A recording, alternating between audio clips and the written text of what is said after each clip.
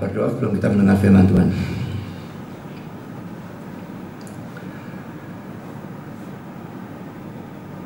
Bapa di surga, terima kasih bahwa dalam kebaktian ini kami kembali mendapatkan kesempatan dan kebebasan untuk membaca, untuk mendengar, untuk mempelajari, untuk merenungkan sebagian firman Tuhan, khususnya berkenaan dengan kenaikan Kristus ke surga.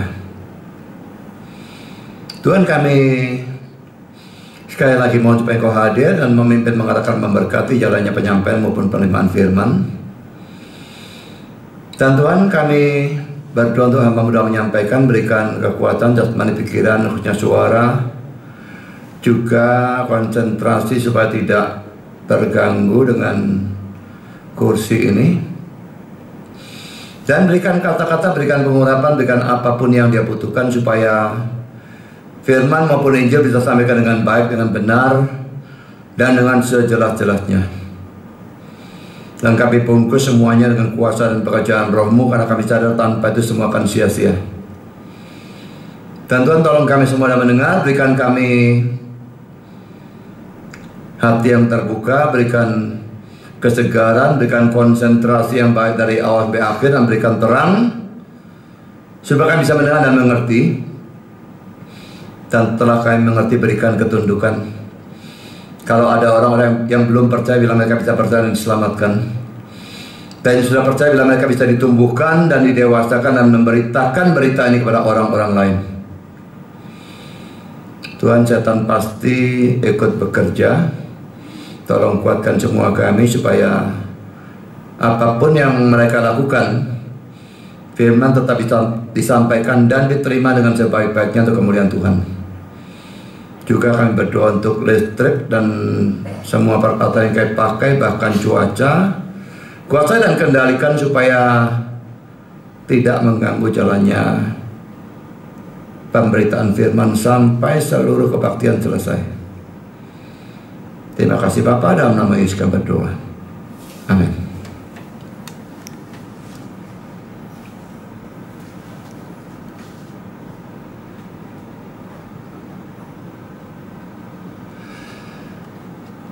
Saudara, ini khotbah dengan judul Berkat Yesus kepada kita. Dan saya akan bacakan teks yang akan saya gunakan dari Lukas pasal 24. Ini adalah bagian ayat terakhir dari Injil Lukas, yaitu ayat 50 dengan 53, yang berbunyi demikian. Lalu Yesus membawa mereka keluar kota sampai dekat Betania. Di situ ia mengangkat tangannya dan memberkati mereka. Dan ketika ia sedang memberkati mereka, ia berpisah dari mereka dan terangkat ke surga. Mereka sujud menyembah kepadanya, lalu mereka pulang ke Yerusalem dengan sangat bersukacita. Mereka senantiasa berada di dalam bait Allah dan memuliakan Allah. So, pertama-tama saya akan menyoroti tempat di mana Yesus itu naik ke surga. Di dalam ayat 50 dikatakan, lalu Yesus membawa mereka keluar kota sampai dekat Betania. Tapi kalau kita melihat Kisah Rasul 1 ayat 12, berbunyi demikian, maka kembalilah rasul-rasul itu ke Yerusalem dari bukit yang disebut Bukit Zaitun, yang hanya seperjalanan sabat jauhnya dari Yerusalem. So, Kisah Rasul 1 ayat 12 ini menceritakan peristiwa yang terjadi persis setelah Yesus naik ke surga. Karena kalau dalam Kisah Rasul 1 itu ayat 9-11 tuh ya, Yesus naik ke surga dan sebagainya tuh. Nah, lalu langsung menyambung ayat ini sambungannya. Dan karena itu ayat ini jelas menunjukkan tempat di mana Yesus naik ke surga itu adalah Bukit Zaitun. Nah, ayat 50 tadi mengatakan dekat Betania, tapi Kisah 1:12 mengatakan Bukit Zaitun. Saudara, ini sebetulnya bukan kontradiksi, karena ayat 50 tidak mengatakan Betania, tapi dekat Betania. Dan NIV menerjemahkan the vicinity of Bethany, daerah sekitar Betania. Dan Betania memang terletak di lereng sebelah timur Bukit Zaitun. Jadi tempat itu memang berdekatan. Jadi tidak ada masalah dengan hal itu, tidak ada kontradiksi. Tapi saya tetap perlu tahu penjelasan ini karena orang bisa saja menyerang. Dan pada waktu menyerang mengatakan Alkitabmu bertentangan, dan kalau kita tidak bisa menjawab, nah itu suatu kerugian, sudah ya. Saudara, ini berkata demikian. Dari mana ia naik? Dari Betania, dekat Yerusalem, berbatasan atau berdampingan dengan Bukit Zaitun. Di sana ia telah melakukan pelayanan-pelayanan yang terkenal untuk kemuliaan Bapaknya. Dan di sana ia masuk kepada kemuliaannya. Di sana ada taman di mana penderitaannya mulai. Di sana ia ada dalam penderitaannya yang mendalam. Dan Betania berarti rumah kesedihan. Mereka yang mau pergi ke surga harus naik ke sana dari rumah penderitaan dan kesedihan. Harus pergi oleh penderitaan-penderitaan kepada sukacita mereka. Saudara, Yesusnya sendiri seperti itu ya.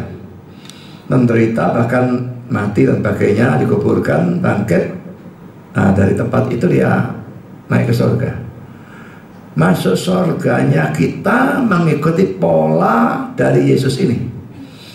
Kalau dia menderita baru bisa masuk surga melalui kebangkitan, pakainya akhirnya masuk surga. Kita juga seperti itu, saudara. Jadi jangan memimpikan hidup Kristen yang jalannya mulus penuh bunga bertaburan. Biarpun di luaran ada banyak gereja-gereja yang ngajar seperti itu, yang harus kaya lah, semua penyakit harus sembuh, semua problem harus beres. Seakan-akan hidup Kristen itu enak, lenggang kangkung begitu ya. Saya tidak berpikir bagaimana mereka bisa ngajar seperti itu, sementara ada ayat-ayat yang modelnya seperti ini. Kita lihat ya, Kisah Rasul 14 ayat yang ke-22 ini ya. Di tempat itu mereka menguatkan hati murid-murid itu dan menasihati mereka supaya mereka bertekun di dalam iman dan mengatakan bahwa untuk masuk ke dalam kerajaan Allah kita harus mengalami banyak sengsara. Kalaupun kerajaan Allah ini mau diartikan gereja, sama saja untuk mau masuk gereja mesti banyak sengsara. Apalagi kalau ini diartikan surga, maka untuk masuk surga harus mengalami banyak sengsara. Saya kira saya sudah pernah mengatakan Allah punya satu anak yang tidak punya dosa, yaitu Yesus. Tapi Allah tidak pernah punya anak yang tidak menderita. Saya pernah ditanya oleh seorang Kristen, majelis, bukan dari gereja kita ya, gereja lain. Dan dia ngomong terang-terangan, hidupku ini kok relatif tidak ada penderitaan sama sekali ya. Relatif ya, dia tidak bilang mutlak ya. Dan saya katakan, kalau kamu memang betul-betul tidak ada penderitaan, itu aneh sebagai orang Kristen. Atau kamu tidak Kristen, atau kamu kompromi, atau gimana, saya tidak ngerti. Tapi pokoknya saudara, kalau itu benar, itu hidup Kristennya tidak normal. Dan sangat besar kemungkinan orangnya bukan Kristen. Jadi coba saudara cek sendiri hidup saudara gimana. Tidak usah mutlak, yang mutlak itu tidak mungkin saudara. Relatif tidak ada penderitaan. Kalaupun ada kecil-kecil, cuma sakit flu lah, itu ya kecil-kecil semua pasti ada. Tapi kalau relatif tidak ada penderitaan, cukup saudara. Saudara masih mencurigai iman saudara. Jangan lihat orang lain saudara. Kalau melihat orang lain bisa kelihatannya relatif orang ini gak menderita. Nggak tahu di dalamnya bagaimana, saudara nggak ngerti apa-apa. Saya paling jengkel kalau ditanya orang kerjanya apa, pendeta. Oh enak ya pendeta ayam. Aku udah tak kabur sama saya, jengkel saya. Coba saya jalan dalam hidupku, saya pengen tahu. Dan bagi siapapun yang merasa, wah duit itu enak, yang inilah itulah macam-macam lah. Coba jalan hidup saya. Nah, belum tentu sudah tahan 1 hari untuk jalani. Kalau memang enak seperti yang diduga orang, saya tidak bolak-balik kepingin mati, saudara. Ya, minta mati itu mungkin tidak bisa dihitung banyaknya. Dari bosannya hidup. Dan itu tidak mungkin kalau tidak banyak penderitaan, saudara. Jadi saudara, memang banyak penderitaan, belum tentu terjamin saudara Kristen. Tapi kalau saudara Kristen sungguh-sungguh, tidak bisa tidak, banyak penderitaan itu harus. Dan saya merasakan saudara, sejak saya jadi Kristen, dan lebih-lebih sejak saya dipanggil Tuhan dan saya berkata ya, maka rasanya seluruh dunia nabrak saya. Dan hidup itu terasa memang makin lama makin berat, makin lama makin menderita.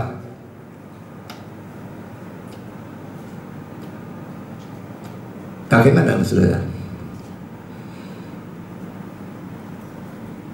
Kalau banyak penderitaan, jangan terlalu heran. Coba cek orang percaya mana dalam Alkitab yang tidak menderita. Cari satu aja kalau bisa ketemu.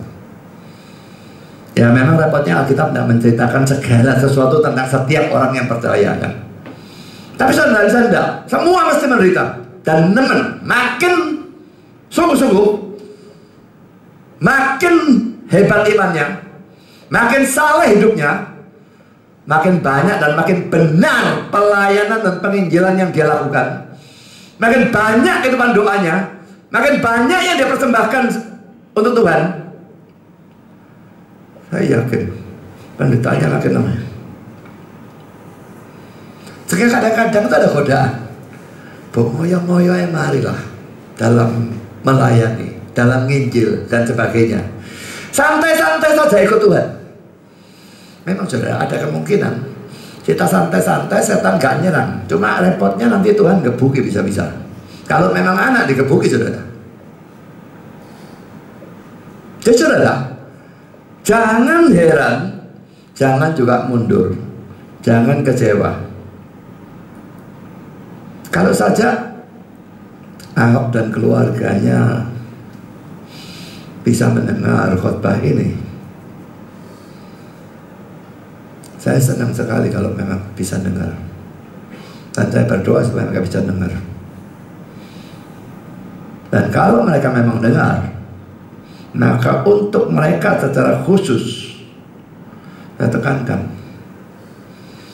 kalau sekarang Pak Ahok dan keluarga menderita,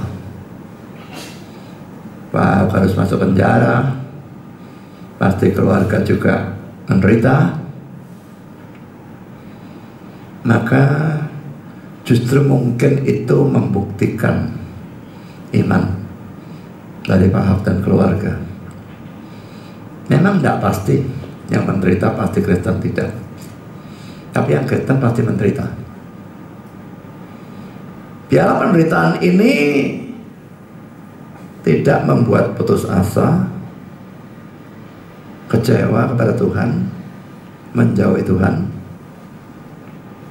Dan biarlah dalam penderitaan tetap, biarpun itu begitu tidak enak, tetap percaya bahwa Tuhan mengizinkan semua ini untuk kebaikan Pak Ahok dan keluarga.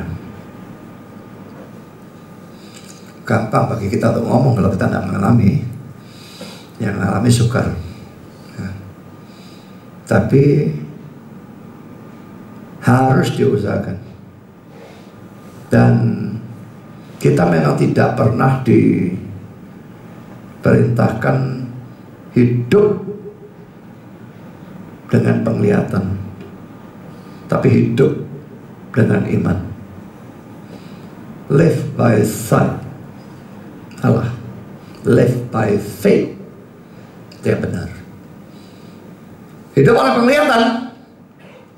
Kita melihat, wah masuk penjara, menderita, terkurung dan sebagainya. Tapi hidup dengan iman kita memandang Tuhannya. Dia janji turut bekerja dalam segala sesuatu untuk mendatangkan kebaikan. Janji ini hanya berlaku untuk anak-anak Tuhan. Untuk yang bukan anak Tuhan tidak berlaku. Untuk kalau Pak Harun dan keluarga memang anak Tuhan, ini pasti berlaku. Untuk saudara semua, penderitaan apapun yang saudara alami, pokok saudara anak Tuhan, pasti itu akan bawa kebaikan. Mungkin sampai mati saudara melihat, bisa terlihat di dunia ini, bisa saja sampai mati baru terlihat nanti di surga nanti. Tapi yang jelas saudara, dalam kita menjadi orang Kristen, makin baik kekristenan kita, penderitaannya akan makin hebat. Tidak bisa enggak. Persoalannya setan menyerang. Kalau saudara Kristen yang KTP, sebetulnya saudara masih anak setan. Ngapain dia nyerang anaknya sendiri? Dan kalau saudara Kristen sungguh-sungguh, saudara menurut Alkitab adalah anak Allah, maka dia nyerang. Dan saudara berjuang untuk kerajaan Allah, wah ini dia makin jengkel karena saudara berperang melawan dia. Bahkan dia akan menyerang saudara lebih teman. Jadi saudara makin bagus kekuatan saudara, makin hebat saudara akan menyerang. Harapkanlah itu, pastikanlah itu, tidak bisa tidak. Jadi kalau saudara makin berjuang, loh kok hidupnya kok tambah enak ya, lancar semua, ada sesuatu yang salah, itu pasti. Something wrong itu pasti saudara.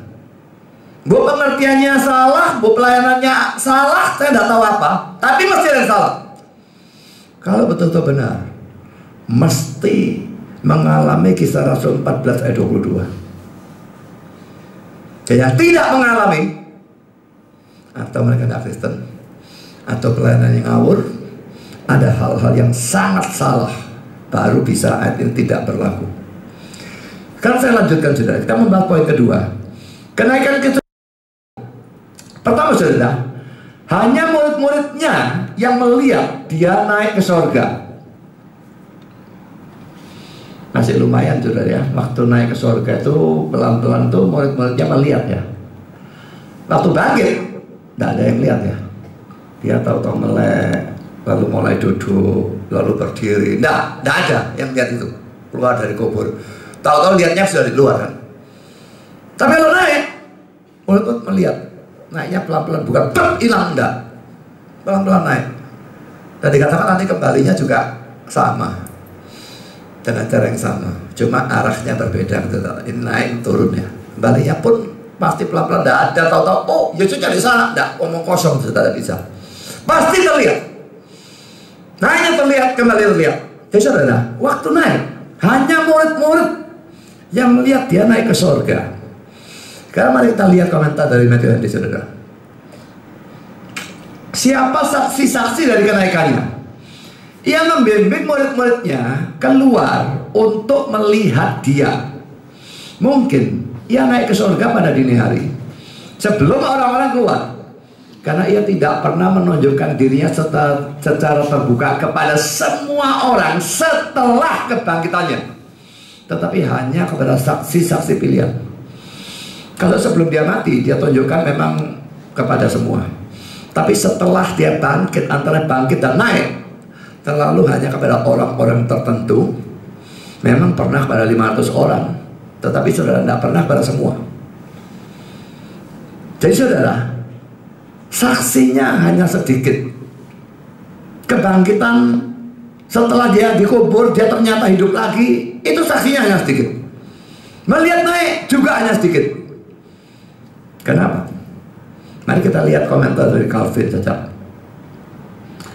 Sebagaimana setelah kebangkitannya, ia tidak menunjukkan dirinya kepada semua orang. Demikian juga ia tidak mengizinkan semua orang menjadi saksi-saksi kenaikannya ke surga.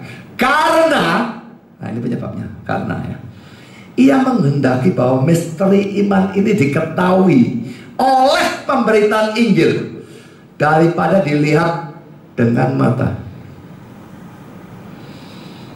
Saudara, buat apa dia panggil orang-orang untuk memberitakan Injil, memberitakan firman? Buat apa dia pakai banyak orang menuliskan Alkitab setebal itu? Kalau semua bisa lihat Kristus bangkit, bisa lihat Kristus naik ke surga, bisa lihat surganya, bisa lihat nerakanya, semua kelihatan semua, ya semua percaya tanpa firman, tanpa pemberita firman, tanpa pemberita Injil. Gak butuh semua itu. Bahwa Tuhan memberikan Alkitab, dan Dia memanggil orang-orang untuk menulis Alkitab itu, dan Dia memanggil orang-orang untuk memberitakan firman ataupun Injil melalui Alkitab itu, dari Alkitab itu.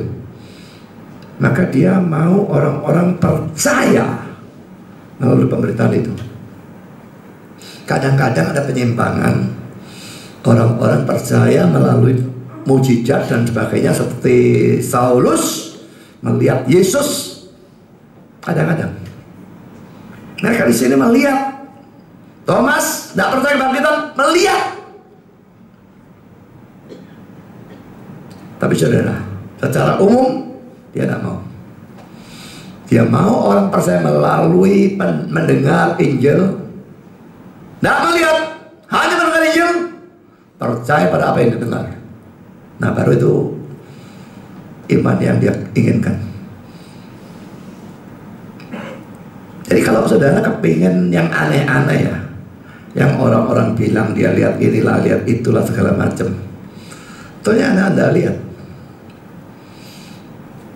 Memang melihat lalu percaya itu juga berbahagia, tetapi lebih berbahagia yang tidak melihat namun percaya. Jadi mending saudara tidak melihat, tapi tidak melihat tidak percaya, wah itu celaka saudara ya. Yang mending melihat dan percaya kalau gitu. Tapi lebih bahagia lagi yang paling atas, nggak melihat, hanya dengar Injil tapi percaya. Nah itu yang paling bagus saudara ya. Jadi saudara coba pikirkan iman saudara. Selalu kepingin bukti baru mau percaya, atau saudara sudah percaya tanpa melihat? Orang-orang yang gembar-gembor pergi surga, pergi neraka dan sebagainya itu, bagi saya hampir pasti 99,999999999% itu palsu. Sekalipun saya katakan secara teoretis bisa Tuhan angkat orang ke surga, Paulus juga dalam 2 Korintus 12 naik surga. Cuma apakah jiwanya atau apakah juga dengan tubuhnya dia sendiri tidak tahu. Tapi pokoknya dia naik ke surga. Jadi bisa. Secara teori bisa. Tapi secara praktis saudara, kalau semua orang diangkat ke surga, tunjukkan neraka, ditunjukkan yang tidak percaya masuk neraka, yang percaya masuk surga. Loh, kalau semua seperti itulah, gunanya apa saudara? Alkitab dan pemberita firman ini gunanya apa? Dibuang aja. Lebih-lebih saudara, orang-orang yang ngaku melihat neraka itu hampir selalu saudara, 70-80% melihat setan menyiksa orang yang masuk neraka. Itu kelucuan dari pendusta-pendusta ini. Andai kata saja mereka lebih pintar sedikit tentang Alkitab, maka dustanya bisa disempurnakan sehingga tidak ketahuan gitu ya. Setan tuh belum masuk neraka sekarang ini saudara. Baru masuk neraka nanti kedatangan Kristus yang kedua. Wahyu 12:10 baca sendiri. Konteksnya jelas itu sudah akhir zaman. Itu saat baru dia dilempar ke neraka. Kedua, kalau dia dilempar ke neraka, dia disiksa dan bukan menyiksa. Sejak kapan dan berdasarkan apa Allah menjadikan dia algojo untuk menyiksa orang di neraka? Itu kegilaan saudara. Waktu orang kerasukan setan ketemu Yesus, setannya teriak melalui orang itu, mau apa kau daripadaku? Apakah kau mau menyiksa aku sebelum waktunya? Menyiksa aku sebelum waktunya. Dia tahu dia bakal disiksa. Dan orang-orang bodoh ini berdusta dengan mengatakan setannya sekarang sudah di neraka dan setannya menyiksa. Dan yang orang yang menceritakannya, wah kayak ada lubang api besar, orang-orang di dalam, orangnya kepingin keluar, begitu mau hampir keluar sama setan, didorong lagi, masuk lagi, setannya ketawa-ketawa. Setan enjoy kelihatannya di neraka. Lucu banget, saudara. Kalau dia masuk neraka, dia tidak bakal enjoy. Bahkan dia setan pun tidak bakal enjoy, saudara. Tuhannya bodoh sekali kalau menyiksa lalu setannya bisa enjoy. Lucu banget. Saudara, saya tidak percaya orang-orang yang ngomong ke surga ke neraka begitu banyak. Bodohlah yang percaya. Lalu mengapa mereka nipu seperti itu sih sebetulnya? Kalau saya, saudara, kemungkinan yang terbesar mereka cuma ingin popularitas. Dan popularitas menarik orang datang ke kebaktian mereka. Orang datang lebih banyak ke kebaktian mereka, menarik duit lebih banyak. Ujung-ujungnya selalu itu kan. Saya tidak butuh populer. Saya benar mengajarkan yang benar tapi tidak populer. Bahkan kalau ajaran saya dimusuhi banyak orang, saya tidak peduli. Orang mau anggap saya buruk, mau anggap apa, saya suka-sukanya lah. Tapi saya mengajarkan yang benar, bukan bohongi orang. Demi popularitas, demi uang, kegilaan. Dan bagi orang-orang yang bohong model seperti itu, lambat atau cepat Tuhan akan minta tanggung jawab dari kamu. Jangan main-main. Hentikan segala dusta itu. Kalau tadi saya katakan itu kemungkinan terbesarnya, ada kemungkinan kecilnya. Kemungkinan kecilnya, mereka memang melihat surga, melihat neraka, tapi mereka mendapatkan wahyu dari setan. Kalau dari Tuhan tidak bisa salah. Kalau salah, mesti dari setan. Kemungkinan itu ada 0,0000001% mungkin. Sangat kecil bagi saya kemungkinannya. Kemungkinan lain lagi, mereka seperti Paulus betul-betul mengalami dari Tuhan, diangkat ke surga, dibawa ke neraka, mungkin. Tapi lagi-lagi 0,00000-nya 1000 ada nolnya, baru 1%. Ya saudara, itu kepercayaan saya berkenaan dengan orang-orang seperti itu. Karena Tuhan memang Dia mau kita dengar firman tanpa lihat, dan kita percaya. Jadi kalau saudara dengar Injil dan merasa gak cukup, aku gak mau percaya, aku mau bukti, maka saya katakan saudara, bisa saudara diberi bukti, bisa, tapi kemungkinannya kecil.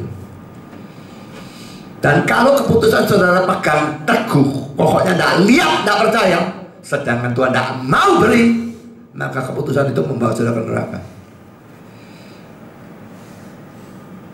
Kalau orang lain bisa percaya tanpa melihat apapun, hanya dengar Injil, alasan apa saudara menuntut harus melihat baru percaya? Yang melihat Yesus langsung pun banyak yang gak percaya. Saudara, kita masih memperhatikan, kita mendengar firman, mendengar Injil, percaya tanpa melihat. Itu yang paling bagus. Sekarang kita melihat poin kedua, saudara. Saat kenaikan Yesus ke surga, adakah berkata demikian? Ini terjadi 40 hari setelah kebangkitannya. Kisah Rasul 1 ayat 3. Dalam waktu mana ia telah memberikan bukti-bukti yang paling meyakinkan tentang kebangkitan itu. Bukan hanya kepada rasul-rasul, tetapi kepada banyak orang-orang lain, sampai kepada 500 orang pada satu saat. 1 Korintus 15 ayat 6. Dia memberikan 2 ayat referensi, saudara ya. Kita akan baca Kisah Rasul 1 ayat 3 dulu. Kepada mereka ia menunjukkan dirinya setelah penderitaannya selesai, dan dengan banyak tanda yang membuktikan bahwa ia hidup. Sebab selama 40 hari ia berulang-ulang menampakkan diri dan berbicara pada mereka tentang kerajaan Allah. Saudara, terjemahan kita ditulis dengan banyak tanda yang membuktikan. Dalam NIV, gave many convincing proofs, memberikan banyak bukti-bukti yang meyakinkan. Dalam terjemahan King James itu diberikan terjemahan yang boleh dikatakan hurufiah, literal ya. By many infallible proofs, oleh banyak bukti-bukti yang tidak bisa salah. Pembuktian kebangkitan ini lagi-lagi berfungsi untuk memperlengkapi murid-murid dalam hal iman. Kepercayaan terhadap kebangkitan Yesus dari antara orang mati, atau kepercayaan bahwa Yesus hidup selama-lamanya, adalah sesuatu yang sangat penting bagi orang yang memberitakan Injil. Sekarang kita lihat ayat yang kedua, saudara ya. Referensi yang kedua yang diberikan oleh Adam Clarke. 1 Korintus 15 ayat 6. Sesudah itu ia menampakkan diri kepada lebih dari 500 saudara sekaligus. Kebanyakan dari mereka masih hidup sampai sekarang. Sekarang itu saat Paulus nulis ya. Jangan sekarang tahun 2000 lebih gini, tentu saja bukan. Tetapi beberapa di antara telah meninggal. Jadi saudara, ada satu saat di mana dia menampakkan diri kepada lebih dari 500 saudara. Tapi saya tidak pernah pada semua orang. Ribuan seperti dulu, 5.000, 3.000, tidak ada. Ya, pada umumnya sedikit orang, 2, 3, 1, 12 dan sebagainya. Tapi terbatas, dan batas yang maksimal ya yang di sini 500 lebih. Banyak, lumayan. Saksinya cukup banyak. Biasanya untuk suatu perkara dianggap sah, saksinya 2-3 orang. Ya memang saksinya saksi palsu ya repot ya. Tapi ini adalah orang-orang percaya yang kalau memang orang percaya mestinya tidak akan memberikan kesaksian palsu. Dan kalau 2-3 orang itu cukup sah, bagaimana kalau 500 lebih? Jadi kalau saudara tidak percaya kebangkitan Kristus, ada 500 lebih saksi. Dan saksi yang rasul-rasul itu saudara, dari 12 rasul yang pertama itu Yudas mati gantung diri, Yohanes mati tua alamiah, 10 mati syahid, Paulus mati syahid lagi. Jadi sedikitnya ada 11 yang mati syahid. Kalau mereka adalah saksi dusta, apakah mereka mau mati syahid demi suatu dusta? Pikirkan sendiri. Karena itu kebangkitan Kristus sesuatu yang seharusnya mutlak ya. Buktinya luar biasa banyak. Sampai 40 hari, bukan 1-2 hari, 40 hari menampakkan di berulang-ulang, dan 500 saksi. Memang kenaikan mungkin lebih sedikit, mungkin tidak sampai 500, tapi tetap saksi-saksinya ada. Sekarang sudah kita masuk dalam poin yang ketiga, sikap atau posisi Yesus pada saat dia itu naik ke sorga. Kita baca ayat 50b dan ayat 51a. Di situ ia mengangkat tangannya dan memberkati mereka. Dan ketika ia sedang memberkati mereka, ia berpisah dengan mereka dan terangkat ke sorga. Jadi saudara, dia berdiri memberkati, dan dalam posisi memberkati dia tahu-tahu terangkat. Rasanya mungkin tangannya tetap begini terus ya.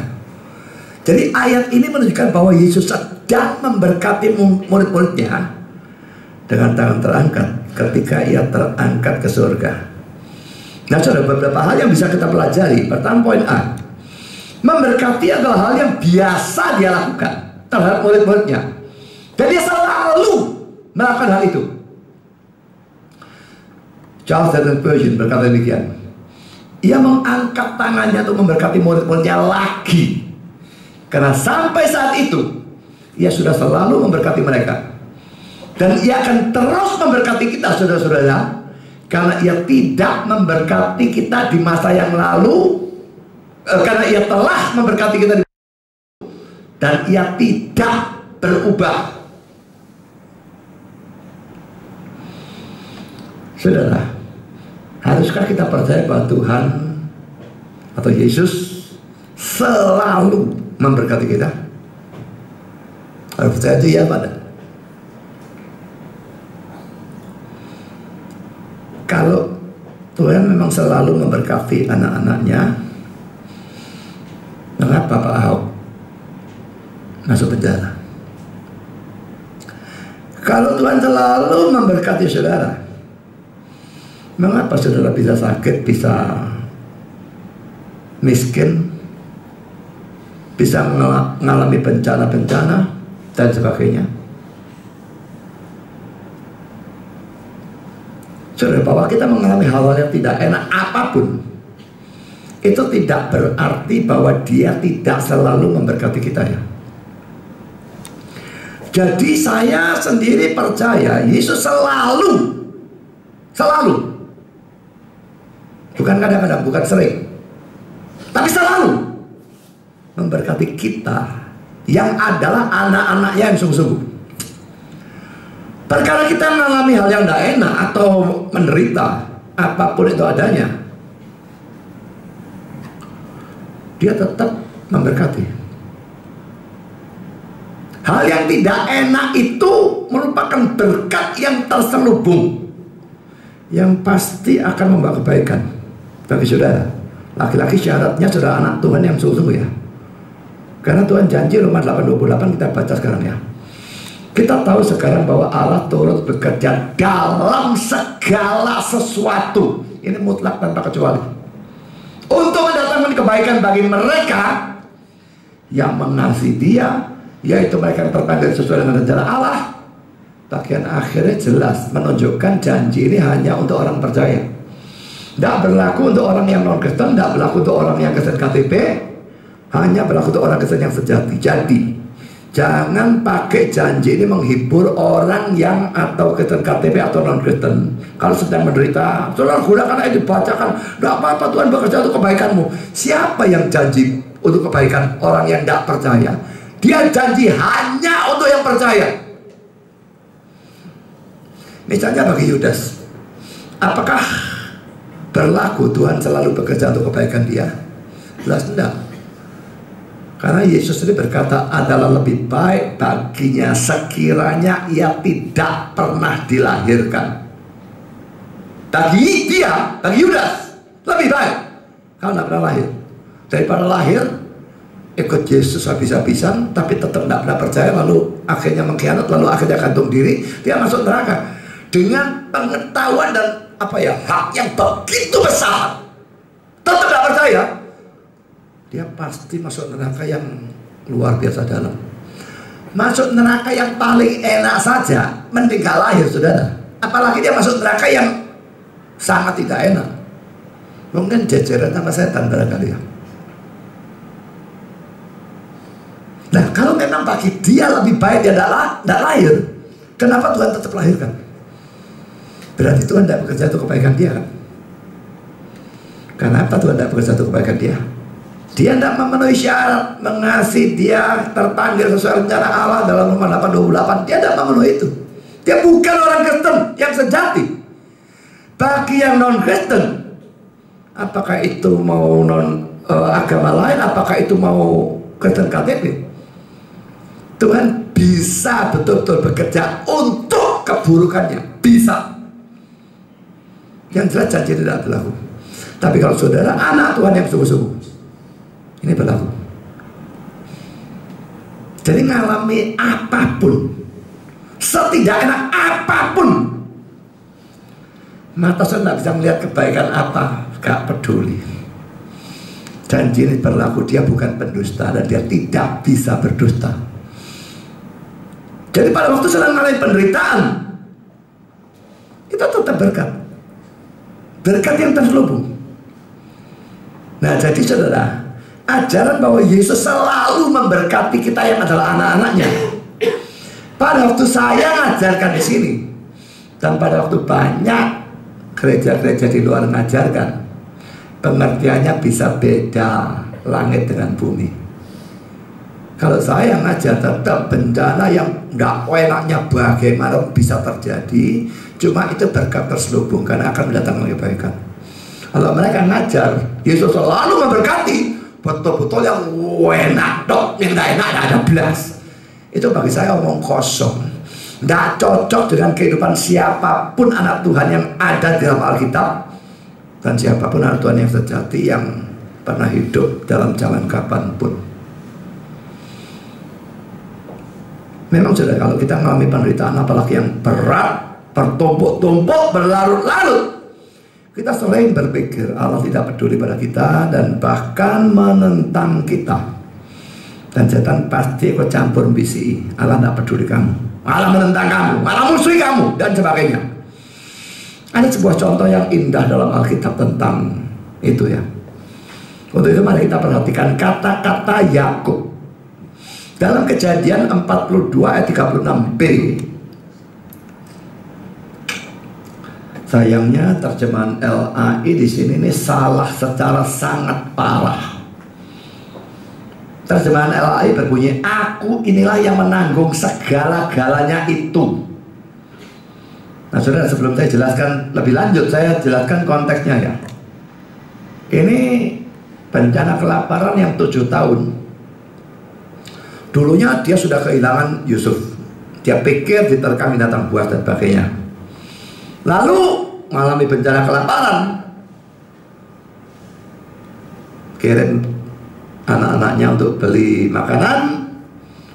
Simeonnya ditahan di sana karena Yusuf yang di sana bilang Benyaminnya bawa ke sini, kalau enggak ini jaminannya. Nah sekarang mereka pulang, tak boleh, Benyamin tak boleh. Setelah Yusuf tidak ada, Benyamin jadi anak kesayangan.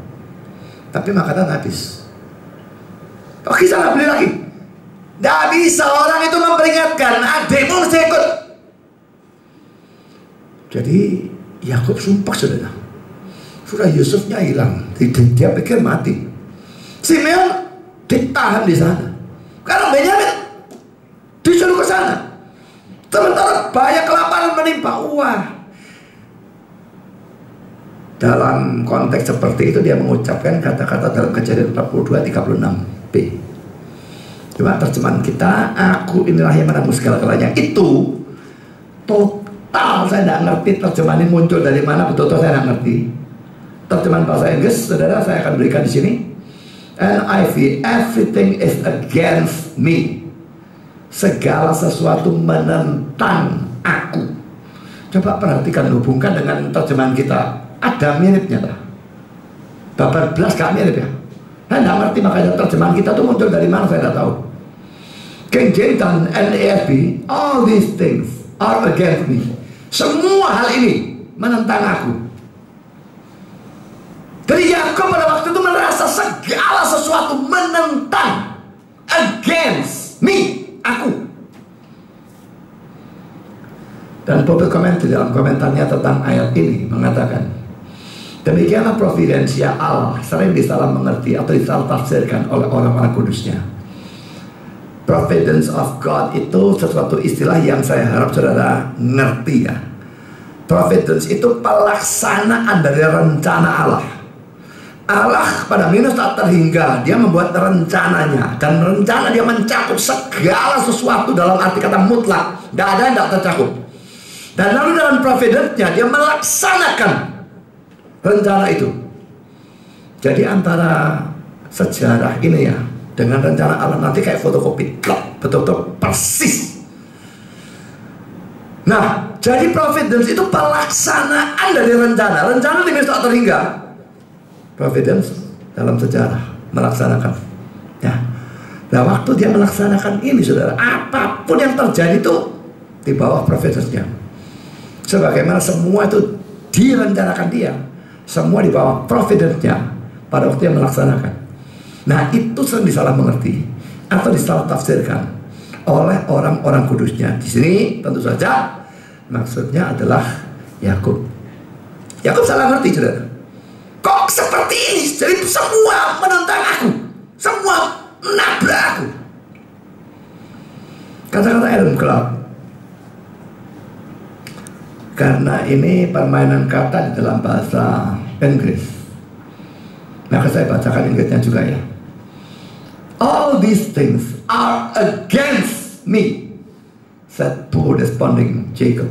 Whereas instead of being against him, all these things were for him. Dalam Inggris itu saudara, against dan for itu lawan kata. Against menentang, for itu untuk. Kalau Tuhan bekerja menentang saya, Oh, dia melawan saya setengah mati. Tapi kalau Tuhan bekerja untuk saya, lah ini enak. Jadi for dan against ini betul-betul kontrasnya. Dan di sini dikontraskan. Ya, saya bacakan terjemahnya. Semua hal-hal ini menentang aku, kata Yakub yang putus asa. Padahal semua hal itu bukannya menentang dia, tetapi untuk dia. Kalau kita baca Alkitab ya, dan kita baca Kejadian mulai pasal 37 sejak Yusuf itu ada ya, terus sampai pasal 42 ini, dan sudah baca terus. Setelah ini dia terpaksa kirimkan Benyamin. Yusuf lalu membuka diri, memperkenalkan diri, lalu dia semua dibawa ke sana. Dia kembali ketemu Yusuf. Kelihatannya berliku-liku, tapi dia akhirnya ketemu Yusuf kembali dan dipelihara selama 7 tahun kelaparan. Kalau kita melihat itu, kita baca cepat, mau enak, dan kita mungkin mau, Yakub cek goblok, tinggal dikit lagi, enak kok bisa against me, itu bagaimana? Tapi sudah bagi Yakubnya, dia menjalani lama, sudah ada berapa tahun itu, menderita bertahun-tahun, kehilangan anak, lalu ini masa kelaparan, lalu kehilangan Simeon, lalu sekarang mau kehilangan Benyamin.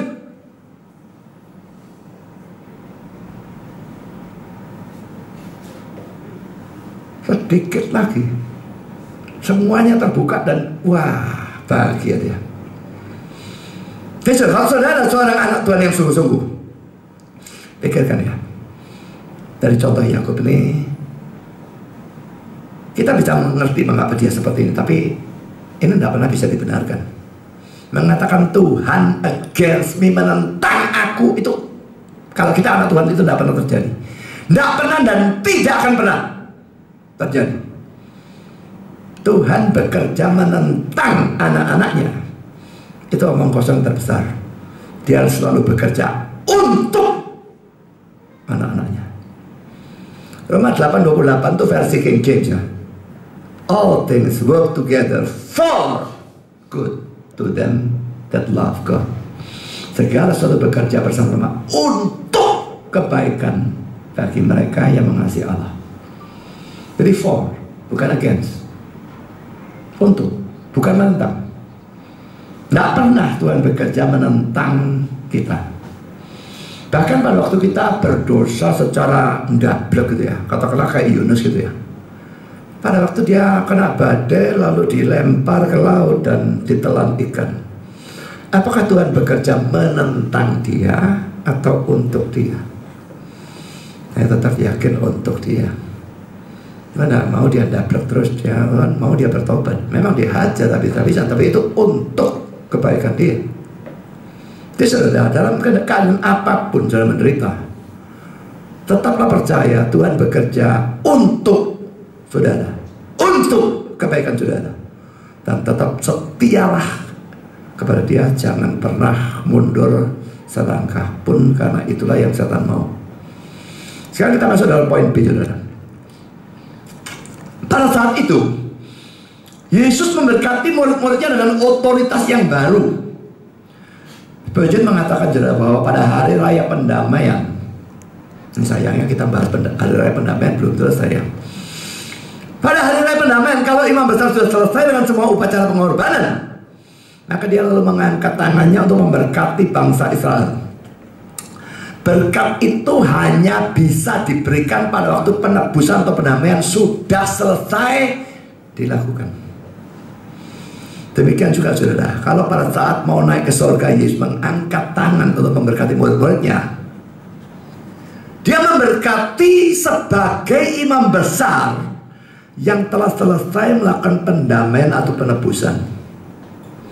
Dan dia memang baru saja menyelesaikan penebusan di kayu salib. Seandainya penebusan dan sebagainya itu belum selesai dibereskan, dia tidak bisa memberikan berkat. Bahwa dia memberikan berkat menunjukkan bahwa penebusannya itu beres, pendamaiannya beres. Saudara, banyak apapun dosa saudara, Dan sebesar apapun dosa saudara, asal saudara percaya Kristus, semuanya beres. Dia bereskan di atas kayu salib. Terbukti dari kata-kata sudah selesai, itu pertama. Terbukti dari dia bangkit. Kalau ada satu saja belum beres, upah dosa adalah maut, tetap berlaku, dia tidak bisa bangkit. Dan ketiga, dia naik ke surga, diterima di sisi anak Allah. Kalau penebusannya belum selesai, disuruh balik, saudara. Mari noh, kok enak kerja belum, mari mau balik. Tapi diterima, itu membuktikan selesai. Dan juga di sini keempat, dia bisa memberkati. Kalau belum selesai, dia tidak bisa memberkati. Karena imam besar itu tipe dari Kristus, antitipenya. Imam besar baru bisa memberkati kalau penebusan atau pendamaian itu selesai. Yesus memberkati setelah semuanya selesai. Karena saudara, percayalah dosa kita semua beres tanpa kecuali satupun. Tidak ada satupun yang terkecuali. Dan kalau ada orang Kristen masih tidak yakin keselamatan, ini orang Kristen yang tidak normal. Menurut saya, dia tidak Kristen. Yakin masuk surga, itu menurut saya mutlak. Pertama, karena keyakinan itu berikan oleh Roh Kudus. Roh Allah bersaksi bersama roh kita bahwa kita adalah anak Allah, membawa selamat. Kedua, kalau saudara memang mengerti Injil, bahwa Yesus itu mati untuk semua dosa kita. Ini kalau ngerti Injil yang benar ya. Bukannya cuma dosa yang lalu, bukannya cuma sebagian, tapi dosa asal, dosa lalu, dosa sekarang, dosa akan datang, semua tanpa kecuali satupun. Dia mati untuk semua itu. Nah, kalau semua memang sudah dia bayar, kita bayar yang mana? Yang mana yang tersisa untuk kita bayar sendiri? Tidak ada. Kalau tidak ada, ya harus dia akan masuk surga. Itu logikanya. Percaya Yesus mati itu semua dosa, tapi tetap ragu-ragu. Barangkali mungkin baik-baik saya bisa masuk neraka. Ini dua kepercayaan yang tabrakan, yang tidak mungkin bisa dua-dua itu ada pada saat yang sama pada diri satu orang. Kalau ini benar ada, ini pasti omong kosong. Sebaliknya kalau ini benar, yang ini mesti hilang. Kalau betul-betul yakin dia mati semua dosa, betul-betul membereskan semua dosa tanpa kecuali, saudara harus yakin saudara masuk surga. Tidak ada dosa yang lain yang untuk mana saudara harus masuk neraka. Dan menurut saya juga mestinya membuat orang itu tidak bisa jadi Armenian yang percaya keselamatan bisa hilang. Loh, kalau bisa hilang berarti ada dosa yang belum beres loh. Pokoknya bisa dihukum, berarti ada dosa yang belum beres. Kalau semua dosa sudah beres, tidak ada kemungkinan dihukum. Bagaimanapun tidak bisa.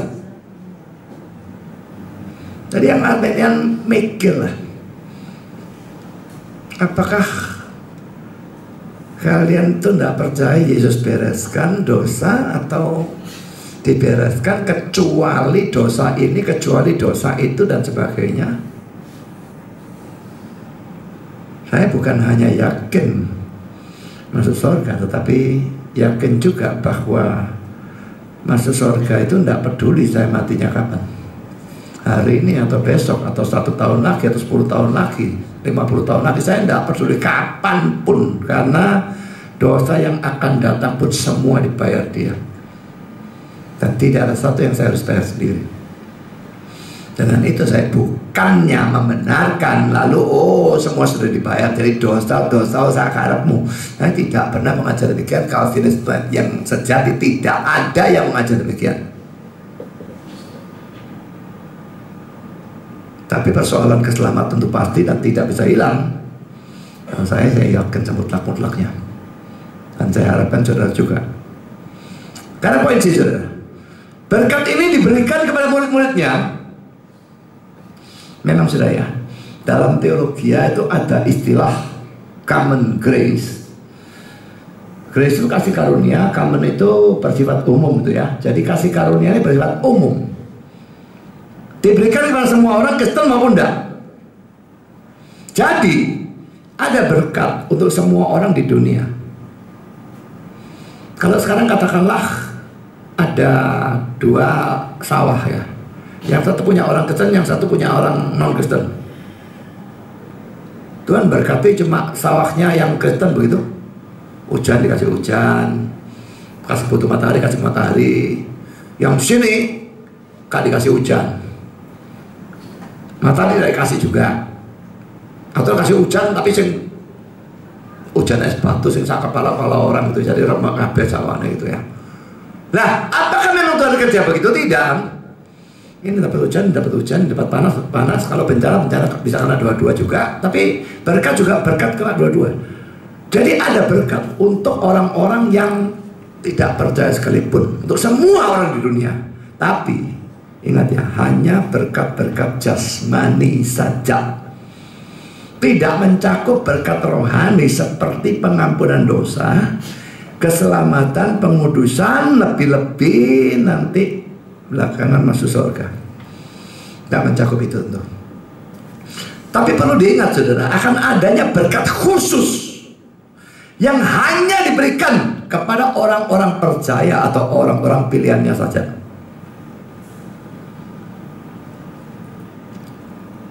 Yang tidak Calvinis dengar ini pasti sudah merengut saudara ya. Oh, orang pilihan. Baca Alkitab lah kalau tidak percaya. Orang pilihan itu keluar pilihan-pilihan ditentukan dan Pak dipilih dan macam-macam itu keluar berpuluh-puluh ayat. Diapakan ayat itu kalau kita tidak percaya ada orang pilihan? Saya Calvinis dan saya percaya orang pilihan dipredestinasikan untuk selamat mutlak. Nah, berkat khusus hanya diberikan kepada orang percaya, kepada orang pilihan. Hanya orang pilihan bisa percaya. Jadi kalau orang percaya, bisa percaya, dia pasti pilihan. Nah saudara, kalau ini dianggap aneh, maka coba perhatikan 2 hal ini ya. Sebelum Yesus disalibkan, Yesus berdoa hanya untuk satu, murid-muridnya atau orang-orang yang sudah percaya kepadanya. Hanya. Mari kita lihat Yohanes 17 ayat 9. Aku berdoa untuk mereka, bukan untuk dunia aku berdoa, tapi untuk mereka yang telah Engkau berikan kepada aku. Ini dinyatakan secara positif dan secara negatif ya. Aku berdoa untuk mereka, ini murid-murid yang telah Engkau berikan, telah diberikan. Jadi ini murid yang sungguh percaya. Mas tambah yang negatif, bukan untuk dunia. Dunia jelas orang bukan percaya. Bukan untuk dunia aku berdoa. Aku berdoa hanya untuk mereka. Ini positif. Aku tidak berdoa untuk dunia. Kalau dia bisa bersikap demikian dalam doa, membedakan seperti itu, dalam berkat dia tidak bisa bedakan, jelas beda. Berkat sekuler bisa untuk semua orang. Berkat rohani enggak. Doakan tetap enggak. Yang kedua saudara, orang-orang yang akan percaya kepadanya itu didoakan. Tadi orang percaya, dunia enggak. Sekarang saudara yang 17 ayat 20. Dan bukan untuk mereka ini saja aku berdoa, mereka ini yang sudah percaya, tapi juga untuk orang-orang yang percaya kepadaku oleh pemberitaan mereka. Mereka ini nanti pasti nginjil. Nah yang percaya, aku doakan juga. Ini masih akan percaya saudara. Jadi Yesus berdoa, yang pertama tadi untuk yang sudah percaya, yang kedua dia berdoa untuk yang akan percaya. Berarti sudah semua orang pilihan. Karena orang pilihan itu bisa sudah percaya, seperti para murid pada saat itu, bisa belum percaya, tapi orang-orang yang akan percaya oleh penginjilan para murid. Memang kita tidak tahu yang akan percaya, yang mana tidak tahu. Kita tidak bisa bedakan pilihan dan pilihan. Kita nginjil semua injil. Tapi cara Tuhan tahu yang mana pilihan, mana bukan. Dia berdoa untuk orang pilihan yang sudah percaya. Dia berdoa untuk orang pilihan yang akan percaya. Untuk dunia yang non pilihan, dia tidak berdoa. Karena saudara, setelah bangkit dari antara orang mati dan pas saja akan naik ke surga, Yesus memberikan berkat yang hanya ditujukan untuk orang-orang yang percaya. Bukan hal yang aneh. Dia pilih kasih? Ya. orang-orang itu tidak ngerti apa yang disebut dengan istilah adil. Mereka pikir kalau adil, dia tidak pilih kasih. Dia memberikan secara sama kepada semua orang. Jadi kalau itu, andai kata itu arti dari adil, dari sejak penciptaan dia sudah tidak adil. Apakah waktu pencipta dia mencipta semua diberi sama? Ada yang ciptakan sebagai malaikat. Malaikat pun tingkatnya beda-beda. Malaikatnya nanti ada orang, malaikat yang non pilihan itu nanti jatuh jadi setan. Ada yang ciptakan sebagai orang. Sebagai orang pun lain-lain, saudara. Ada yang ganteng, cantik, ada yang weleknya luar biasa. Ada yang tinggi, ada yang pendek. Gemuk kurus itu kan tergantung orangnya hidup bagaimana ya. Tapi kalau tinggi kan enggak. Kulitnya macam-macam, rambutnya juga macam-macam, matanya juga bisa macam-macam. Lalu ada yang diciptakan sebagai binatang. Binatang ada yang mirip sama saudara. Saya tidak pernah bilang mirip sama saya pokoknya ya.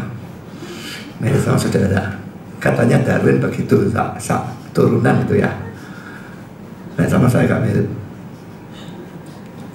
Nah, yang mirip sama saudara itu masih agak oke ya. Mirip orang. Nah, barangnya kayak kecoa segala macam itu kan ya apa menas binatang diciptakan seperti itu ya. Jadi dari sudut penciptaan sudah jelas beda-beda. Kalau adil itu bersikap sama rata. Ya diciptakan kayak cahaya, semua makhluk kayak cahaya, kabeh bosan delok saudara. Delok kok cahaya bosan dia cahaya lagi. Wah, bodoh.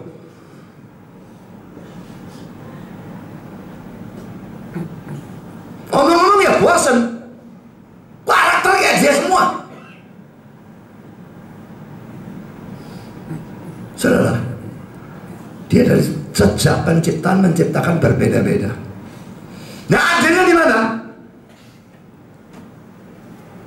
Adilnya saudara, kalau urusan manusia ya, yang diberi lebih banyak nanti dituntut lebih banyak, diberi sedikit dituntut lebih sedikit. Tapi jelas dari sejak pertama mencipta pemberian sama.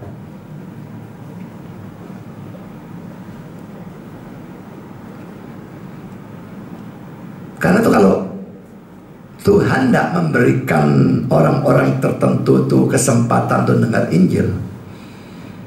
Saya kali debat tentang itu di Facebook. Dan saya katakan, apa kamu bilang Tuhan ada adil? Memang kalau adil mesti sama rata. Dia berhak memberikan orang satu Injil, memberikan orang lain tidak usah dengar. Dan dia berhak memilih orang dan bekerja menyelamatkan orang itu, atau tidak memilih orang, tidak bekerja untuk menyelamatkan. Dia tidak punya kewajiban memberikan anugerah kepada semua orang. Bahkan kalau dia mau buang semua manusia masuk neraka, dia tetap adil. Tapi dia tidak mau itu.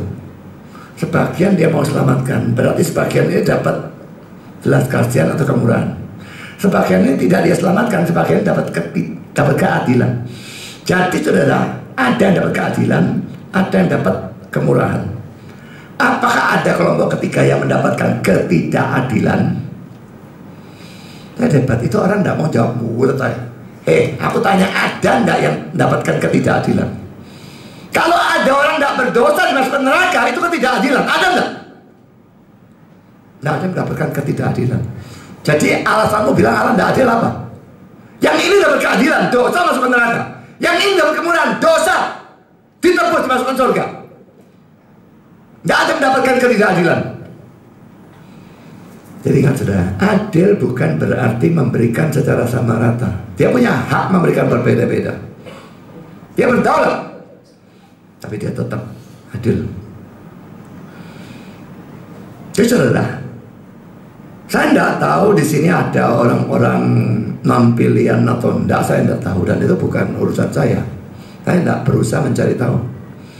Tapi pokoknya kalau saat ini saudara masih berada di luar Kristus, datanglah kepada Kristus supaya saudara pun menerima berkat khusus ini. Percayalah bahwa kesenangan dunia yang manapun tidak bisa dibandingkan dengan berkat khusus ini.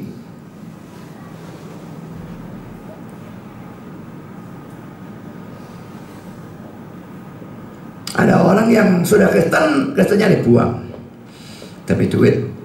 Ya, bisa membuang demikian, dia pasti bukan Kristen sejati. Tapi saudara, dari sudut pandangnya dia rela mengorbankan keselamatan demi duit. Menurut saya tidak bisa lebih bodoh dari itu ya. Demi apapun mengorbankan keselamatan, itu bodohnya ngepol mentok. Percaya Kristus, kita dapat berkat khusus yang tidak diterima orang lain. Yang keempat, poin D. Kalau Yesus memberkati saudara, maka saudara pasti akan diberkati, atau betul-betul diberkati. Bileam itu nabi palsu ya, tapi Bileam itu punya reputasi. Kalau dia memberkati orang, orangnya diberkati. Dan sebaliknya kalau dia mengutuk orang, orangnya dikutuk. Kita lihat Bilangan 22 ayat 6. Karena itu datanglah dan kutuk bangsa itu bagiku, sebab mereka lebih kuat daripadaku. Mungkin aku sanggup mengalahkannya dan menghalonya dari negeri ini. Sebab aku tahu siapa yang kau berkati, dia beroleh berkat, dan siapa yang kau kutuk, dia kena kutuk. Memang ini omongannya Balak, saudara ya. Tapi itu jelas reputasi Bileam. Dia kutuk, orangnya terkutuk. Dia berkati, orang ini berkati. Pasti tidak mungkin secara mutlak ya, tapi tetap itu reputasi dia, dan itu dipercaya oleh Balak. Kenyataannya dia panggil, dia mau berkati, dia mau ngutuk, keluar berkat. Tak bisa dia untuk bangsa Israel. Kalau Bileam saja bisa punya reputasi seperti itu, bagaimana dengan Yesus, saudara? Kalau Yesus memberkati, pastilah orang yang diberkati itu betul-betul diberkati, karena tidak ada kuasa di sorga atau di bumi atau di neraka yang bisa membalikkan berkat yang dia berikan. Setan dan kamrat-kamratnya, termasuk anak-anaknya, boleh saja berusaha untuk mempersulit hidup kita. Tapi kesulitan yang mereka timbulkan itu pun pada akhirnya akan membawa kebaikan bagi kita. Dan ini didasarkan pada Roma 8:28 tadi. Mereka mau buruk bagaimanapun perlakuan kita, Tuhan bekerja dan Tuhan lebih kuat dari mereka. Semua itu akan berguna untuk kita, berguna untuk kebaikan kita. Memang saudara, mereka tidak mungkin bisa memberikan berkat yang Tuhan berikan kepada kita. Kalau seorang Tuhan, dia memberkati, dan tidak ada siapapun mutlak bisa membalikkan berkat dari kutuk. Sekarang poin ini, pemberian berkat di saat Yesus sudah menyelesaikan seluruh pelayanannya dan akan meninggalkan dunia ini untuk kembali ke surga. Ada satu hal yang cocok untuk dilakukan oleh Kristus. Dengan berkat ini, saudara, seolah-olah dia berkata, ini adalah ringkasan dari seluruh hidupku. Aku hidup untuk memberkati engkau. Ini adalah tujuan akhir dari pengajaranku, pelayananku, dan kematianku, yaitu supaya aku memberkati engkau. Sesuatu yang luar biasa ya. Seluruh hidupnya, pengajaran, pelayanan, penderitaan, kematian, semua untuk memberkati engkau. Saudara, kita jadi orang pilihan, apalagi sudah percaya dan anak Tuhan, betul-betul diperlakukan secara sangat terhormat, dan itu tidak layak kita dapatkan ya. Luar biasa perlakuan ini ya, sangat terhormat. Dia hidup semua untuk memberkati kita. Luar biasa ya. Kalau dari sini saudara tidak merasakan kasih Tuhan kepada saudara, saya tidak tahu dari mana lagi bisa. Jadi bereaksilah. Kalau dia memang begitu mengasihi kita, kita pun harusnya mengasihi dia lebih dan tumbuhkan, makin lama makin mengasihi dia. Sekarang poin F, tangan yang diangkat untuk memberkati murid-murid itu adalah tangan yang berlubang bekas paku. Saya tidak percaya teori yang mengatakan Yesus dipakukan di pergelangan tangan. Bagi saya omong kosong. Berkati pakai tangan, bukan pakai pergelangannya, nggak lucu. Tangan yang diangkat itu tangan yang berlubang bekas paku, dan ini menunjukkan harga yang harus dia bayar untuk bisa memberikan berkat kepada kita. Charles Spurgeon laki-laki mengatakan demikian, engkau diberkati saudara oleh Tuhan Yesus Kristus, tetapi berkat itu diberikan kepadamu oleh tangan Kristus yang berlubang bekas paku. Seandainya ia tidak pernah menderita, engkau tidak akan pernah bisa diselamatkan. Saudara, orang selalu ngengkel ya. Kenapa? Untuk menyelamatkan kita, dia itu harus menderita dan mati. Apakah ada cara lain? Saya jawab, tidak ada. Kalau ada, seandainya ada, Tuhan akan pakai cara itu. Kenapa dia pakai cara ini? Bahwa dia tetap pakai cara ini yang membuat anak tunggalnya menjadi manusia, menderita secara luar biasa dan sebagainya. Jelas ini satu-satunya cara. Pastilah Allah itu Bapak yang agak tidak waras. Kalau ada cara yang lain, anaknya tidak usah terlalu menderita seperti itu, tapi dia tetap pakai cara yang paling menderita itu. Tidak ada cara lain, saudara. Bisakah dia mengampuni begitu saja? Tidak bisa. Karena kalau dia mengampuni begitu saja, kesuciannya hilang, keadilannya hilang. Dosa harus dihukum. Supaya tidak kena kita, harus ada yang menggantikan memikul. Dan itu harus manusia. Tapi manusia semua berdosa. Harus manusia suci, jadi Allahnya harus jadi manusia. Baru bisa manusia suci, dan dia memikul hukuman yang seharusnya bagi kita. Jadi itu jalan yang tidak terhindarkan, tidak ada jalan lain. Dia harus menderita. Kalau tidak, kita semua tidak selamat. Yesaya 35. Tapi dia tertikam oleh karena pemberontakan kita, dia diramukan oleh karena kejahatan kita. Ganjarannya mendatangkan keselamatan bagi kita ditimpakan kepadanya, dan oleh bilur-bilurnya kita menjadi sembuh. Saudara, kita sebetulnya ayat ini ada kesalahan terjemahan, tapi saya tidak kepingin membahas. Penekanannya hanya dia harus mengalami penderitaan itu supaya kita itu bisa diselamatkan saja ya. Spurgeon mengatakan lagi demikian, saya berpendapat bahwa tindakan Kristus ini merupakan ringkasan Injil, intisari dari seluruh persoalan. Tangan yang berlubang bekas paku membagikan berkat.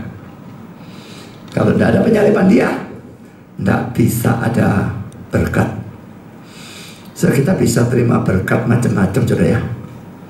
Pengampunan dosa, doa yang didengar oleh Tuhan, doa yang dikabulkan oleh Tuhan, kedekatan dengan Tuhan, keselamatan, dan nanti belakangan masuk surga. Semua karena penderitaan Kristus. Tidak ada itu, tidak ada berkat apapun bagi kita. Lagi-lagi kita melihat kasih Tuhan, rela berkorban, rela menderita, itu yang memungkinkan berkat bagi kita.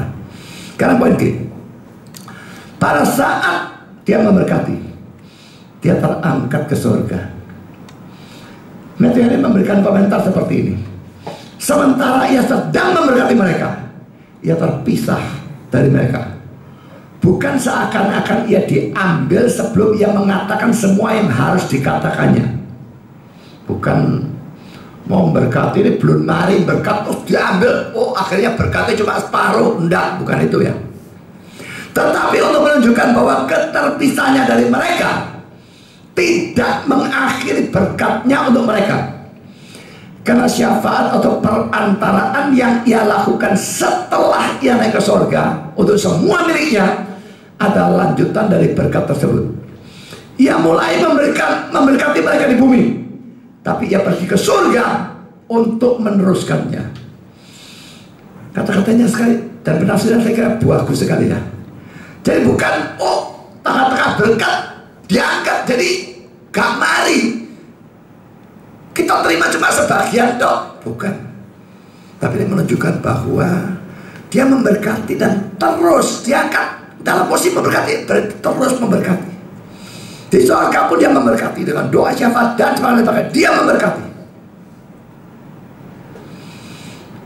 Karena saudara, bagi kita yang adalah anak, selalu berkat harus diakui.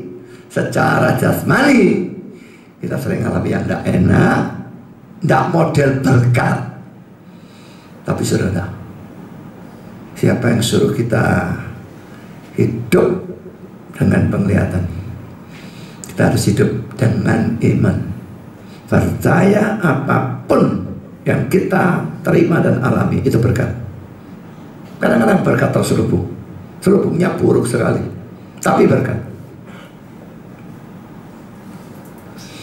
Sekarang sudah kita masuk dalam poin yang ketiga, sikap murid-murid yang diberkati. Pertama saudara, dikatakan bahwa mereka itu sujud menyembah. Ayat 52a, mereka sujud menyembah kepadanya. Saudara, apakah saudara betul-betul menyadari bahwa Yesus sekalipun adalah seorang manusia, dia juga adalah Allah sendiri yang harus disembah?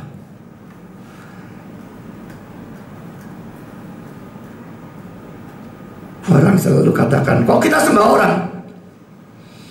Tentunya kita tidak sembah orang. Kita percaya dia itu Allah yang jadi manusia. Dan pada waktu menjadi manusia dia tidak kehilangan sedikit pun keilahiannya. Sehingga setelah inkarnasi itu, dia sungguh-sungguh Allah dan sungguh-sungguh manusia. Yang kita sembah itu Allahnya, bukan manusianya. Apakah saudara sering menyembah Yesus melalui doa, nyanyian, dan sebagainya? Matthew yang diberkati demikian. Kristus mengharapkan pemujaan dari mereka yang menerima berkat-berkat dari dia. Ia memberkati mereka, dan sebagai tanda terima kasih untuk hal itu, mereka menyembahnya. Mereka tahu bahwa sekalipun ia terpisah dari mereka, tapi ia bisa memperhatikan dan memang memperhatikan pemujaan mereka terhadap dia. Awan yang menerima dia dari penglihatan mereka tidak menghapus mereka atau ibadah mereka dari penglihatannya. Saudara, Kristus mengharapkan pemujaan bukan seakan-akan dia butuh, tidak. Tapi kalau dia Allah, memang kewajiban kita memuja, menyembah dia dan sebagainya. Lebih-lebih kita diberkati, lebih-lebih lagi kewajiban kita memuja dan menyembah dia dan sebagainya. Karena saudara, kalau dia berkati, kita sembah, itu wajar. Dan waktu terpisah, dia tetap memperhatikan. Dia memperhatikan bukan cuma kita, pemujaan kita juga. Tertutup awan memang, kitanya tertutup penglihatannya melihat dia, tapi dianya tidak tertutup melihat kita, maupun pemujaan, ibadah, pelayanan, dan sebagainya dari kita kepada dia. Jadi setiap saat kita itu berbakti, berdoa, menyanyi, memuji dia, memberikan persembahan, melayani dan sebagainya, kita terus mendapat dia. Dia lihat kita, dia memperhatikan kita. Makanya lakukan dengan sebaik-baiknya, lakukan dengan semaksimal mungkin. Jangan lakukan asal-asalan, baik itu ibadah, doa, pujian, layanan, apapun. Lakukan yang terbaik untuk dia yang melihat kita. Albert Barnes berkata demikian. Di sini harus diperhatikan, satu, bahwa mereka memberikan penyembahan ini kepada seorang juru selamat yang absen. Absennya dikasih tanda kutip ya. Itu terjadi setelah ia meninggalkan mereka dan hilang dari penglihatan mereka. Karena itu merupakan suatu tindakan agama dan merupakan penyembahan agama pertama yang diberikan kepada Yesus setelah ia meninggalkan dunia. 2. Jika mereka menyembah seorang juru selamat yang absen, seorang juru selamat yang tak terlihat oleh mata jasmani, adalah benar bagi kita untuk melakukannya. Itu merupakan suatu contoh yang boleh dan harus kita ikuti. 3. Jika penyembahan boleh diberikan kepada Yesus, dia adalah ilahi atau Allah. Saudara, orang-orang selalu ngotot dengan hal seperti itu ya. Yesus tidak pernah mengklaim diri sebagai Allah dan sebagainya. Pertama, Yesus tidak pernah mengklaim sebagai Allah, tapi dia mengklaim sebagai anak Allah. Dan kata anak Allah itu artinya Allah juga. Kedua, kalaupun dia tidak mengklaim sebagai Allah, tapi penulis Alkitab yang lain menyatakan dia sebagai Allah. Kata-kata dalam Alkitab itu, saudara, apakah kata-kata diucapkan oleh Yesus sendiri atau oleh yang lain, tetap adalah firman. Dan ketika, saudara, penyembahan dilakukan terhadap Yesus, bahkan di surga oleh orang-orang yang sudah masuk surga, di dunia oleh orang yang percaya, dan dia menerima, padahal dia sendiri mengatakan sembah bakti itu hanya boleh pada Allah. Matius 14:10 itu ya. Tapi dia sembah dan dia terima. Bahkan disembah dan disebut Tuhan, disebut Allah, dia tetap terima. Kalau dia bukan Allah, dia pastilah nabi palsu dan orang yang paling kurang ajar. Tidak ada netral. Atau dia bagus sekali Allah, atau buruk sekali. Orang saleh tapi bukan Allah, tidak mungkin. Nabi tapi bukan Allah, tidak mungkin juga. Kalau dia bukan Allah, harus buruk sekali. Dia sendiri bilang tidak boleh nyembah siapapun kecuali Allah. Tapi dia bukan Allah, dia terima penyembahan. Ini tidak bisa lebih kurang aja. Jadi bahwa dia disembah dan dia terima, tinggal dua pilihannya. Dia buruk sekali atau dia memang Allah. Saya memilih yang ini. Saya memilih yang mana? Karena poin kedua, para murid pulang ke Yerusalem dengan sangat bersukacita. Ayat 52b. Lalu mereka pulang ke Yerusalem dengan sangat bersukacita. Saudara, perenungan tentang kenaikan Yesus ke surga ini memang seharusnya memberikan sukacita kepada semua kita yang percaya kepada dia. Mengapa, saudara? Kan sekalipun sekarang kita mungkin mengalami banyak penderitaan, bahkan mungkin masuk penjara, tapi ada satu saat kelak kita akan menyusul Tuhan dan Juru Selamat kita ke surga. Memang melalui kematian. Kematiannya mungkin mengerikan, gerak bom bisa saja, bisa belah sama ISIS bisa saja. Sakitnya mungkin menakutkan, tapi kematiannya sama sekali tidak menakutkan. Karena kematian itu berarti kita pergi ke surga bersama dengan dia, bersama dengan dia selama-lamanya. Kematian itu untung, saudara, bermanfaat. Tidak ada mati, tidak ada masuk surga. Mati, masuk surga. Renungkan itu dan bersukacitalah di tengah-tengah penderitaan apapun. James dan Falson Brown berkata demikian, engkau naik kepada Bapa, ya, engkau yang jiwaku cintai, tetapi engkau akan datang kembali dan menerima kami pada dirimu sendiri, sehingga kami bisa berada di mana engkau berada. Saudara, atau kita mati dan kita pergi pada dia, atau kalau kita hidup sampai dia datang kedua kalinya, dia menjemput kita. Yang manapun, saudara, kita akan bersama dengan dia di surga selama-lamanya. Dan Bakri berkata demikian, kenaikan memberi murid-murid kepastian bahwa mereka mempunyai seorang sahabat, bukan hanya di bumi tetapi di surga. Pastilah itu merupakan hal yang paling berharga dari semua, untuk mengetahui bahwa di surga menunggu kita Yesus yang sama, yang di bumi luar biasa baiknya. Mati bukanlah pergi ke dalam kegelapan, mati adalah pergi kepada dia.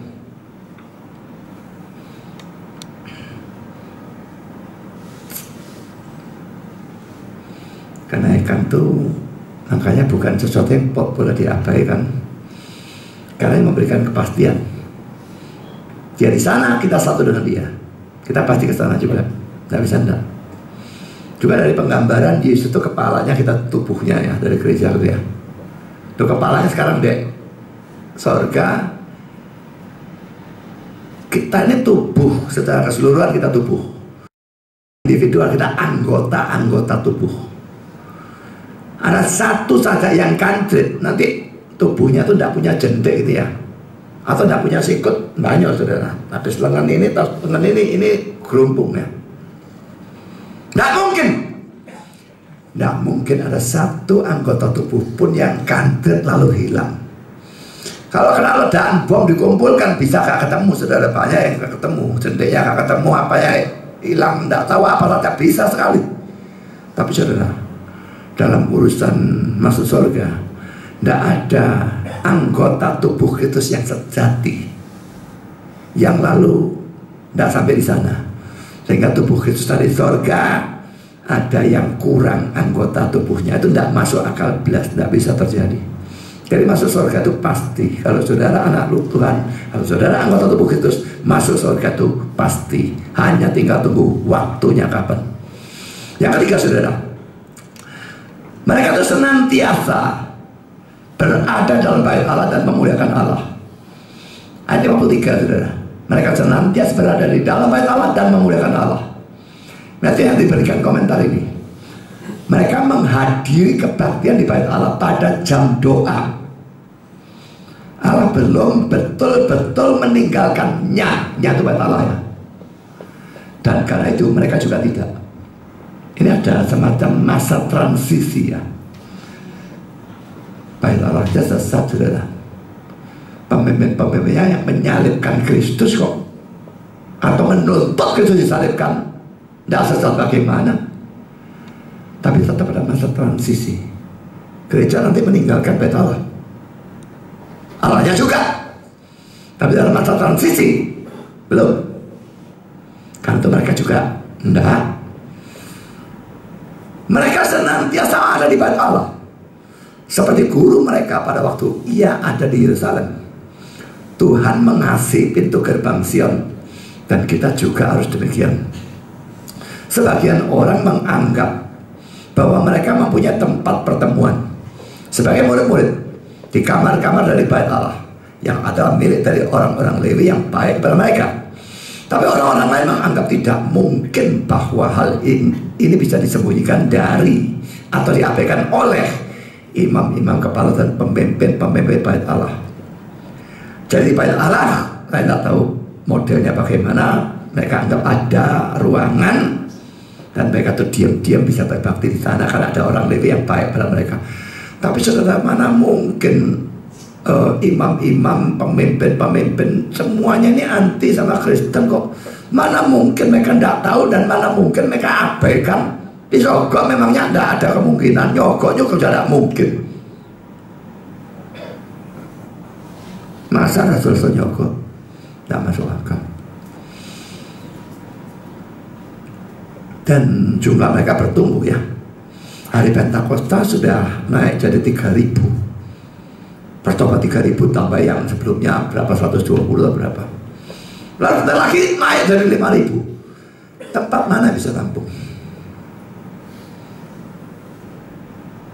Saya kira tidak ada tempat lain yang bisa tampung kecuali bait Allah. Dan memang ini masa transisi. Jadi itu sementara waktu mereka menjadikan bait Allah sebagai gereja. Cuma tempatnya yang dipakai. Dan mereka bersekutu, belajar firman Tuhan dan sebagainya. Tapi setelah bait Allahnya ditinggal,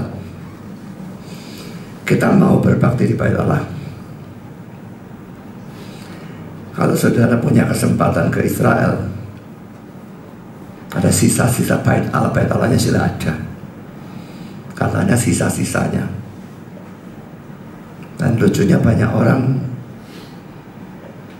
berdoalah, berbaktilah, kalau macam yang aneh-aneh. Itu bukan gereja saudara. jadi apa memuliakan tempat seperti itu yang orang-orangnya pada waktu itu yang menuntut penyaliban Kristus?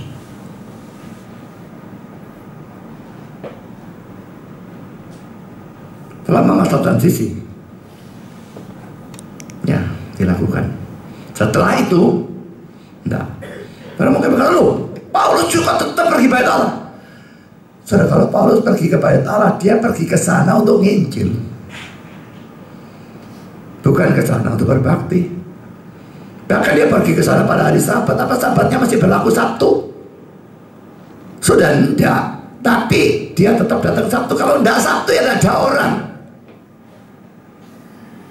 Dia datang untuk Injil, bukan untuk berbakti. Ayat 53 ini menunjukkan bahwa mereka senantiasa bersekutu dengan sesama saudara seiman dan bersama-sama memuliakan Allah. Saudara, ada orang-orang Kristen yang lebih senang berteman dengan orang yang tidak seiman. Gak san nek koncoan mek Kristen nih omongnya mek haleluya shalom gak san. Jadi lebih fun orang-orang yang tidak seiman. Ngomongnya boleh biak-biakan, senang-senangnya juga tidak dibatasi ini, batasi itu, hukum ini, karep-karep mula. Akhirnya lebih kerasan kumpul dengan orang yang tidak seiman. Kalau saudara adalah orang seperti itu, bertobatlah. Karena ingat, kalau saudara nanti masuk surga, tidak ada satupun orang yang tidak seiman. Nek senengnya kumpul sing tidak seiman, gak kerasan di surga nanti. Menderita di surga, lucu kan istilah Banyol itu saudara ya. Menderita di surga karena gak kerasan, karena konco-koncoy gak ada sing cocok. Ya pindah neraka, tapi tidak bisa ya pindah neraka, gak ada jalan katanya. Dalam cerita Abraham, orang kaya dan Lazarus itu tidak ada jurang, tidak bisa dari sana nyebrang sini nyebrang sana, tidak bisa. Saudara-saudara kepingin kesepian dan tidak kerasan di surga, maka ya mulai sekarang tidak usah latihan untuk bersekutu dengan sesama saudara seiman. Tapi kalau kepingin disantu kerasan dan tidak kesepian, maka mulai sekarang harus berlatih untuk bersekutu dengan sesama saudara seiman. Memang ada problem, jelas ada problem. Yang kita kira saudara seiman ternyata bukan seiman. Wah, bisa. Bahkan yang betul-betul seiman tetap adalah manusia berdosa, bisa bencana. Jadi problemnya ada, tapi saudara saya tidak peduli dengan problemnya. Kita tetap harus menjalankan. Itu perintah Tuhan, itu kehendak Tuhan. Seperti pernah ada suatu cerita, ada 2 ekor landak di musim dingin. Kedinginan dua-dua, supaya hangat, dua-dua mepet sudah. Tapi pada waktu mepet sudah, namanya landak, durinya saling nyocok. Wih, sakit, jauh. Gak mau dicocok, jauh. Tapi jauh, wah demen lagi. Akhirnya nyocok atau gak nyocok, tetap mepet lagi. Saudara, kalau kita mendekat, saling mendekat, semua kita tetap punya kejelekannya. Dan kejelekan itu bisa bencekno.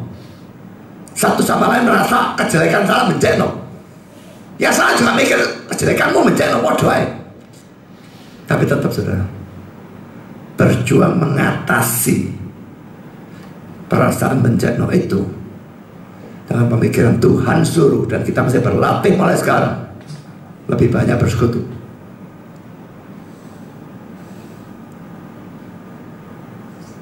Maukah saudara berlatih bersekutu? Dan sebagaimana murid-murid ini diberkati oleh Kristus dan menanggapi dengan hal-hal itu, maka saudara juga menanggapi berkat Kristus dengan melakukan hal yang sama. Tuhan memberkati saudara. Amin.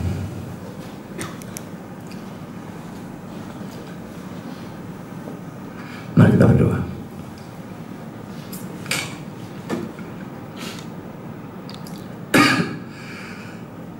Bapa di surga, terima kasih Engkau telah pimpin serta berkati sepanjang ajar firman.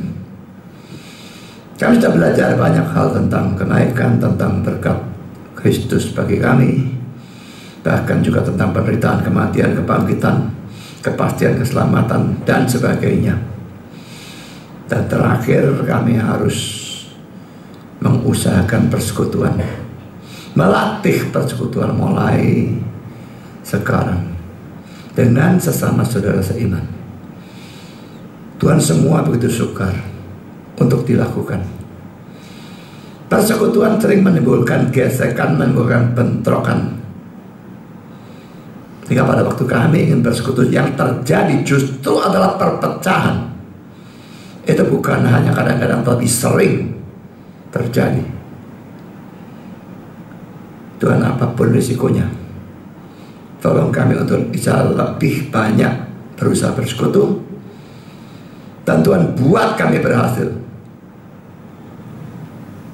Orang yang memang salah untuk bisa mengurangi kesalahannya.